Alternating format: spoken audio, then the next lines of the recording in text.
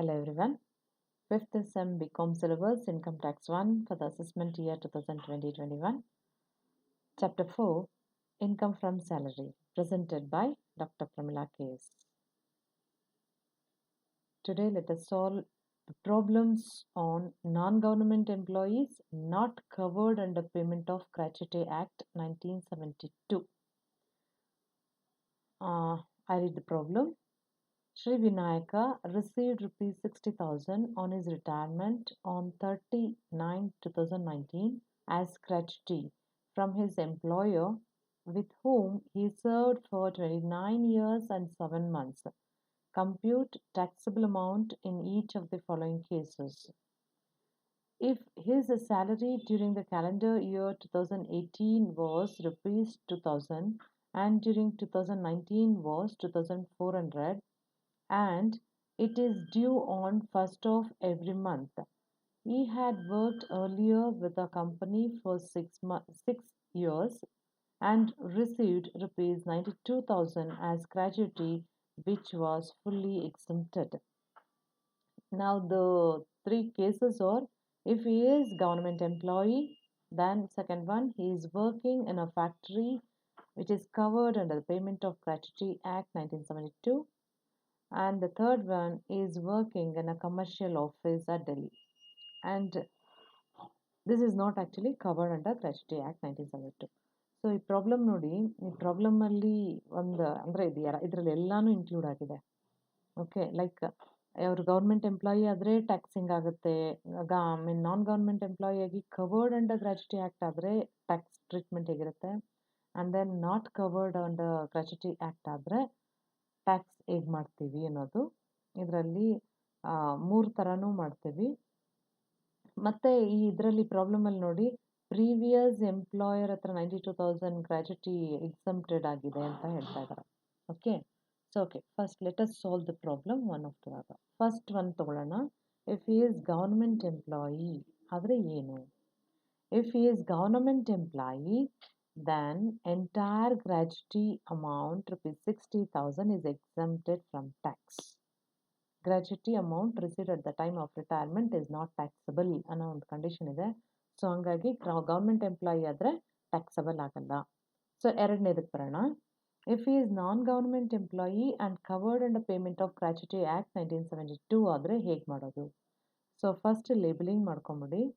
Assessee mister Vinayak, status resident, category non-government, and then previous year 2019-20, assessment year 2021.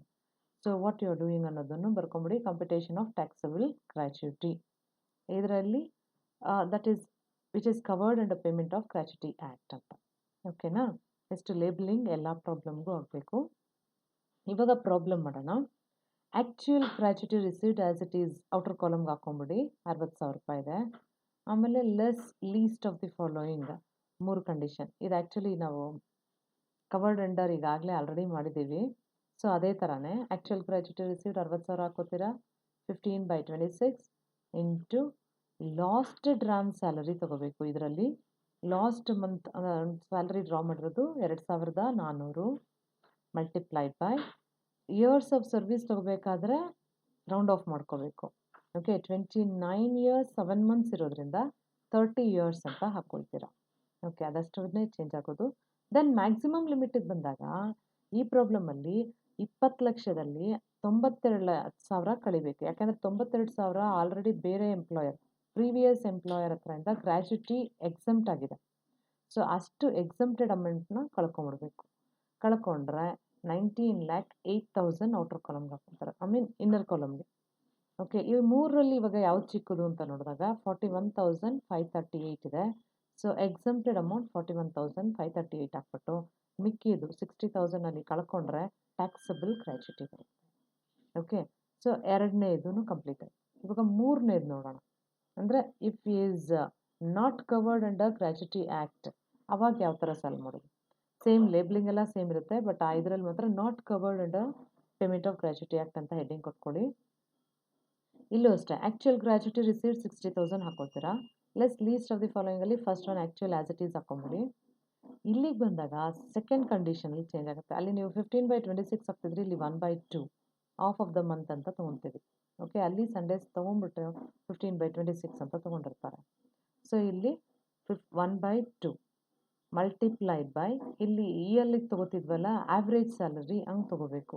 ಅಂದರೆ preceding to the retirement month of retirement preceding to the month of retirement 10 months ಹಿಂದೆ ಹೋಗಿ ಆ 10 preceding ಇಯರ್ಸನ್ನು total ಮಾಡ್ಕೋಬೇಕು. ಇಲ್ಲಿ ಯಾವುದನ್ನು ಸ್ಯಾಲ್ರಿಗೆ ತೊಗೋತೀವಿ ಅಂತಂದರೆ ಜಸ್ಟ್ ಲೈಕ್ ಇ ಎಲ್ ಥರನೇ ಬೇಸಿಕ್ ಪೇ ತೊಗೋತೀವಿ, ಡಿಆರ್ಎಸ್ ಪೇ ತೊಗೋತೀವಿ, DA if enters into service benefit ಇದ್ರೆ ಮಾತ್ರ ತೊಗೋತೀವಿ, ಇಲ್ಲಾಂದರೆ ತೊಗೊಳಲ್ಲ. Commission based on turnover, fixed percentage of commission based on turnover ಇದ್ರೆ ಮಾತ್ರ ತೊಗೋಬೇಕು, ಇಲ್ಲಾಂದರೆ ಬರೀ ಕಮಿಷನ್ ಅಂತ ಕೊಟ್ಟರೆ ತೊಗೋಬಾರ್ದು. ಇದಿಷ್ಟನ್ನು ತೊಗೊಂಡು ಸ್ಯಾಲರಿ ಅಂತ ತೊಗೊಂಡು 10 ತಿಂಗಳಿಂದ ಹೋಗಿ ಆವ್ರೇಜ್ ಮಾಡ್ಕೋಬೇಕು. ಓಕೆನಾ? ಅದಾದಮೇಲೆ ಇಯರ್ಸ್ ಆಫ್ ಸರ್ವಿಸಿಗೆ ಬಂದಾಗ ಫ್ರ್ಯಾಕ್ಷನ್ಸ್ ಎಲ್ಲನೂ ನೆಗ್ಲೆಕ್ಟ್ ಮಾಡ್ತೀವಿ. ಇಯರ್ಸ್ ಆಫ್ ಸರ್ವಿಸ್ ಅಂತ ತೊಗೋಬೇಕಂದ್ರೆ only completed years of service ಮಾತ್ರ ತೊಗೋತೀವಿ. ಸೊ ಇಲ್ಲಿ 29 ಇಯರ್ಸ್ 7 ಮಂತ್ಸ್ ಆಗಿರೋದ್ರಿಂದ 29 ಅಂತಾನೆ ತೊಗೋಬೇಕು. ಓಕೆನಾ? ಸೊ ಇದನ್ನು ಸಾಲ್ವ್ ಮಾಡಿದ್ರೆ you get 33,640. So maximum limit as it is 20 lakhs-ಇಂದ 92,000 ಕಳ್ಕೊಂಡು 19,08,000 ಬಂತು. ಇದು ಮೂರರಲ್ಲಿ ಯಾವ್ದು ಚಿಕ್ಕದು ಅಂದರೆ ಅದನ್ನು ಕಳ್ಕೊಳ್ಳಿ. 33,640 ಕಳ್ಕೊಂಡ್ರೆ ಟ್ಯಾಕ್ಸಬಲ್ 26,360 ಬರುತ್ತೆ. ಸೊ ಈ ಪ್ರಾಬ್ಲಮಲ್ಲಿ ನೋಡಿ 3 ಥರನೂ ಮಾಡಿದ್ದೀವಿ. ಸೊ ಯಾವ ಥರ ಬೇಕಾದರೂ ಕೇಳ್ಬೋದು, 3 ಕೇಳ್ಬೋದು, 1 ಕೇಳ್ಬೋದು, ಅಥವಾ ಗೌರ್ಮೆಂಟ್ ಆ್ಯಂಡ್ ನಾಟ್ ಕವರ್ಡೇ ಕೇಳ್ಬೋದು. Okay, let us solve the other problem. So ಇದರಲ್ಲಿ ಕ್ಯಾಲ್ಕುಲೇಷನ್ ಆಫ್ ಸ್ಯಾಲರಿ ಹೆಂಗೆ ಮಾಡೋದು ಅಂತ ಕೊಟ್ಟಿದ್ದೀನಿ ನೋಡಿ, ಆವ್ರೇಜ್ ಸ್ಯಾಲರಿ. ಯಾಕಂದರೆ ಇದು ಕ್ಯಾಲೆಂಡರ್ ಇಯರಲ್ಲಿ ಚೇಂಜ್ ಆಗ್ತಿದೆ ಅಂತಂದರೆ ಕ್ಯಾಲೆಂಡರ್ ಇಯರ್ ಅಂದರೆ ನಿಮಗೆ January to December. Okay, so January to ಡಿಸೆಂಬರಲ್ಲಿ ಮತ್ತೆ ಅಗೈನ್ ಜಾನ್ವರಿ ಬಂದಿದ ತಕ್ಷಣ ಮತ್ತೆ ಚೇಂಜ್ ಆಗುತ್ತೆ. ಬಟ್ ಇಲ್ಲಿ ಏನಾಗ್ತಿದೆ, ಜನವರಿಗೆ ಬಂದು ಡಿಸೆಂಬರ್ ಸ್ಯಾಲ್ರಿ ತೊಗೊಳೋದ್ರಿಂದ ಜನವರಿ 1 ತಿಂಗಳು ಅದೇ ಸ್ಯಾಲ್ರಿ ಹಳೆ ಸ್ಯಾಲ್ರಿನೇ ರಿಸೀವ್ ಮಾಡಿರ್ತಾರೆ. ಸೊ ಈ ಪ್ರಾಬ್ಲಮಲ್ಲಿ ನೋಡಿ, ಇಲ್ಲಿ ಡಿಸೆಂಬರ್ವರೆಗೆ 2,000 ಜನವರಿಯಿಂದ ಚೇಂಜ್ ಆಗುತ್ತೆ ಅಲ್ವಾ. ಬಟ್ ನೆಕ್ಸ್ಟ್ ಮಂತ್ 1ನೇ ತಾರೀಕು ಇವರು ರಿಸೀವ್ ಮಾಡೋದ್ರಿಂದ ಜನವರಿ 1ನೇ ತಾರೀಕು ಯಾವ ಸ್ಯಾಲ್ರಿ ರಿಸೀವ್ ಮಾಡಿರ್ತಾರೆ ಅಂದರೆ ಡಿಸೆಂಬರ್ ಸ್ಯಾಲ್ರಿನೂ ರಿಸೀವ್ ಮಾಡಿರ್ತಾರೆ. ಸೊ ಹಂಗಾಗಿ ಜನವರಿ 1ನೇ ತಾರೀಕು 2,000ನೇ ಹಾಕ್ಕೊಳ್ಳಿ. ಮಿಕ್ಕಿದ್ದು ಆಮೇಲೆ ಫೆಬ್ರವರಿ 1ನೇ ತಾರೀಕಿಂದ 2,400 ಜಂಪ್ ಆಗಿರುತ್ತೆ. ಓಕೆ, ಯಾಕಂದರೆ ಫೆಬ್ರವರಿಗೆ ಅವರು ಜನವರಿ ಸ್ಯಾಲ್ರಿ ರಿಸೀವ್ ಮಾಡ್ತಾರೆ. ಸೊ ಇದನ್ನು ಈ ಥರ ಮಂತ್ ವೈಸ್ ತೊಗೊಳ್ಳೋದು, 1-2 ಪ್ರಾಬ್ಲಮ್ ಈ ಥರ ತೊಗೊಳ್ಳಿ. ಆಮೇಲೆ ನೀವು ಅಟ್ ಎ ಟೈಮ್ ತೊಗೊಳ್ಳೋದು ಇನ್ನೂ ಬೇರೆ ಪ್ರಾಬ್ಲಮ್ಸಲ್ಲೂ ಮಾಡಿದ್ದೀನಿ, ಅದು ಯಾವ ಥರ ಮಾಡ್ಬೋದು ಅಂತ. ಅಂದರೆ ಲೈಕ್ 2 ಮಂತ್ಸ್ಗೆ ಇದು ಅಂತ ಹಾಗೆ ಕ್ಯಾಲ್ಕುಲೇಟ್ ಮಾಡ್ಬೋದು. ಬಟ್ ಬಿಗಿನಿಂಗ್ ನೀವೇನು ಮಾಡಬೇಕು, ಈ ಥರ ಹಾಕ್ಕೊಂಡ್ಬಿಟ್ರೆ ನಿಮಗೆ ತೊಂದರೆ ಆಗಲ್ಲ. ಇವಾಗ ಯಾವ ಮಂತ್ ರಿಟೈರ್ ಆಗ್ತಾ ಇದ್ದಾರೆ, 10th ಮಂತಲ್ಲಿ ರಿಟೈರ್ಡ್ ಆಗ್ತಿರೋದಲ್ವಾ, ಅದ್ರ ಹಿಂದೆ ಒಂದು ಬಂದುಬಿಡಿ, 9th ಮಂತಿಂದ ಹಿಂದೆ ಹೋಗ್ಬಿಡಿ 10 ತಿಂಗಳವರೆಗೆ. ಸೊ ಯಾವ್ಯಾವ ತಿಂಗಳು ಎಷ್ಟೆಷ್ಟು ಸ್ಯಾಲ್ರಿ ಬರ್ತಿದೆ ಅಂತ ಬರ್ಕೊಬಿಡಿ. ಈಸಿ ಆಗಿಬಿಡುತ್ತೆ, ಮತ್ತು ತಪ್ಪಾಗೋದಕ್ಕೆ ಚಾನ್ಸಸ್ ಇರಲ್ಲ. Okay, next let us solve the other problem. Shri Veeresh, resident, retired on 31st/3/2020 after serving in a company for 32 years and 10 months. He received rupees 1,78,000 as gratuity. His average monthly salary in the immediately preceding 10 months was rupees 28,000.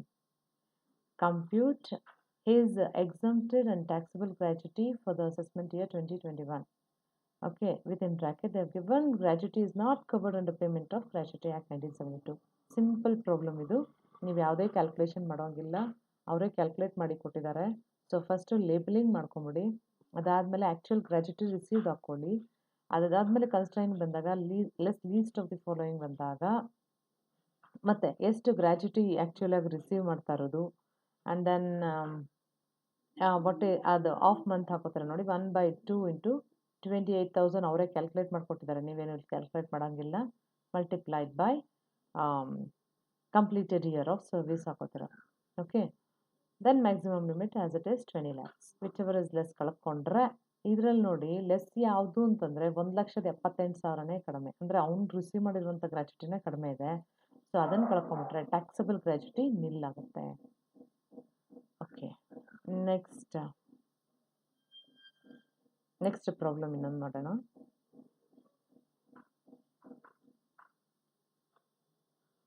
Okay, Mr. Anjaneya, resident, a manager of a limited company, retires on 1/6/2019 after putting 40 years of continuous service. He received a gratuity of rupees 1 lakh in August 2019. His salary for the year 2018-19 was rupees 4,000 per month, and in 2019-20 it is 6,000 per month. Calculate taxable gratuity for the assessment year 2021. ಇದು ಸಿಂಪಲ್ಲೇ, but ಏನು ಗೊತ್ತಾ, ಇದರಲ್ಲಿ ನೀವು average salary calculate ಮಾಡಬೇಕು. So ಇವಾಗ ನಿಮಗೆ year ಏನಾದರೂ 18-19 ಈ ಥರ ಕೊಟ್ಟರೆ ಸ್ಟಾರ್ಟ್ ಆಗೋದು ಫಸ್ಟ್ ಏಪ್ರಿಲ್ಗೆ, ಎಂಡ್ ಆಗೋದು ನೆಕ್ಸ್ಟ್ ಇಯರ್ 31st ಮಾರ್ಚ್ಗೆ. ಆ ಥರ ಕ್ಯಾಲೆಂಡರ್ ಇಯರ್ ಅಂತ ಕೊಟ್ಬಿಟ್ರೆ ಜನವರಿಯಿಂದ ಡಿಸೆಂಬರ್ ಅದೇ ವರ್ಷ. ಇವಾಗ 2018 ಜಾನ್ವರಿ ಟು 2019 18 ಡಿಸೆಂಬರ್ ಆ ಥರ. ಓಕೆ, ಇದು 18-19 ಅಂತ ಕೊಟ್ಟಾಗ ಸ್ವಲ್ಪ ಕೇರ್ ತಗೊಂಡು ಲೈಕ್ ಫಸ್ಟ್ ಏಪ್ರಿಲಿಂದ 31st ಮಾರ್ಚ್ 2019ವರೆಗೆ ಈ ಥರ ತಗೋಬೇಕು. ಓಕೆನಾ? ಸೊ ಮಂತ್ಲಿ ವೈಸ್ ತೊಗೊಂಬಿಟ್ರೆ you don't have any problem, ಈಸಿಯಾಗಿ ಸಾಲ್ವ್ ಮಾಡ್ಬೋದು. So let us see how to solve the problem. So same types labelling ಮಾಡ್ಕೋತೀರಾ, ಆ್ಯಕ್ಚುಯಲ್ ಗ್ರ್ಯಾಚುಟಿ ರಿಸೀವ್ಡ್ ಬರೀತೀರಾ, ಲೀಸ್ಟ್ ಆಫ್ ದಿ ಫಾಲೋಯಿಂಗ್ ಅಲ್ಲಿ ಈ 4,400 ಹೇಗೆ ಬಂತು ಅಂತ ನೆಕ್ಸ್ಟ್ ಸ್ಲೈಡಲ್ಲಿ ಹೇಳಿದ್ದೀನಿ ನೋಡಿ. ಆವ್ರೇಜ್ ಮಂತ್ಲಿ ಸ್ಯಾಲ್ರಿ ಕ್ಯಾಲ್ಕುಲೇಟ್ ಮಾಡಬೇಕಾದ್ರೆ ಆ್ಯಂಡ್ ದೆನ್ ಮ್ಯಾಕ್ಸಿಮಮ್ ಲಿಮಿಟ್ ಹಾಕೋತೀರಾ. 40 years ಆಫ್ ಸರ್ವಿಸ್ ಅಂತ ಅವ್ರು ಹೇಳಿದ್ದಾರೆ. ಸೊ ಇದರಲ್ಲಿ ನೋಡಿದ್ರೆ 88,000 ಕಡಿಮೆ ಆಯಿತು. So taxable gratuity 12,000. ಇದರಲ್ಲಿ ನೋಡಿ ಸ್ಯಾಲರಿ ಯಾವ ಥರ ಕ್ಯಾಲ್ಕುಲೇಟ್ ಮಾಡಬೇಕು ಅಂತ. April-May 2019 6,000 ಪರ್ ಮಂತ್ ಇದೆ ಅಲ್ವಾ? 2 ತಿಂಗಳಿರೋದು. ಏಪ್ರಿಲಲ್ಲಿ ಸ್ಟಾರ್ಟ್ ಆಗುತ್ತೆ, ಅವನು ಜೂನಲ್ಲಿ ರಿಟೈರ್ಡ್ ಆಗ್ತಾ ಇದ್ದಾನೆ. ಸೊ ಹಿಂದಕ್ಕೆ ಬಂದರೆ ಮೇ 1, ಏಪ್ರಿಲ್ 1 2 ಸಿಗೋದು. ಏಪ್ರಿಲ್ ಮತ್ತು ಮೇ 2 ತಿಂಗಳು 6,000 ರಿಸೀವ್ ಮಾಡ್ತಾ ಇದ್ದಾನೆ. ಇನ್ನು 10 ತಿಂಗಳಿಗೆ ಇನ್ನು ಎಷ್ಟು ಕಡಿಮೆ ಇದೆ? 8 ತಿಂಗಳು ಕಡಿಮೆ ಇದೆ. ಆ 8 ತಿಂಗಳು 4,000 ರಿಸೀವ್ ಮಾಡ್ಕೊತಾನೆ. ಸೊ ಈ ಥರನೂ ನೀವು ಲೆಕ್ಕ ಹಾಕೋಬೋದು. ಇಲ್ಲ, ನಾನು ಆವಾಗಲೇ ಹೇಳಿದೆ ನೋಡಿ ಪ್ರೀವಿಯಸ್ ಪ್ರಾಬ್ಲಮಲ್ಲಿ ಮಂತ್ ವೈಸು ಕೂತ್ರೂ ಪ್ರಾಬ್ಲಮ್. ಈ ಥರ ಮಾಡೋದಕ್ಕೆ ಇನ್ನೊಂದು ಲೈಕ್ ಒಂದು 2-3 ಪ್ರಾಬ್ಲಮ್ ಮಾಡಿಬಿಟ್ರೆ ನೀವು ಈ ಥರ ಮಾಡ್ಕೋಬೋದು ಈಸಿಯಾಗಿ. ಬಟ್ ಬಿಗಿನಿಂಗ್ ನೀವು ಮಾಡ್ತೀನಿ ಅಂತಂದರೆ ತಪ್ಪಾಗೋದಕ್ಕೆ ಚಾನ್ಸಸ್ ಆಗುತ್ತೆ. ಸೊ 8 months ಇಂಟು 4,000 ಅಂತಂದರೆ 32,000, ಎರಡು ಟೋಟಲ್ ಮಾಡಿದ್ರೆ 44,000 ಅಂತು. ಸೊ ಆವ್ರೇಜ್ ಕ್ಯಾಲ್ಕುಲೇಟ್ ಮಾಡಬೇಕು ಅಂದರೆ 44,000 divided by 10 months. Okay, so 10 ಅಲ್ಲಿ ಡಿವೈಡ್ ಮಾಡಿದ್ರೆ you get 4,400. So 44,000 divided by 10 ಅಂತಂದರೆ ಯು ಗೆಟ್ 4,400 rupees. ಸೊ ಈ ಥರ ಅದರಲ್ಲಿ ಸಾಲ್ವ್ ಮಾಡ್ಬೋದು. ಸೊ ಗ್ರ್ಯಾಚುಟಿನಲ್ಲಿ ಈ 3 ಥರ ಬರುತ್ತೆ. When is government gratuity, when is not covered under payment of non government employee ಆದರೆ 2 ಥರ, when is not covered under payment of gratuity act and covered under payment of gratuity act. So ಆ ಎರಡನೇ ಇದು condition ಮಾತ್ರ ಸ್ವಲ್ಪ change ಆಗುತ್ತೆ, ನೋಡ್ಕೊಂಡ್ರೆ easy ಆಗುತ್ತೆ. Okay, thank you.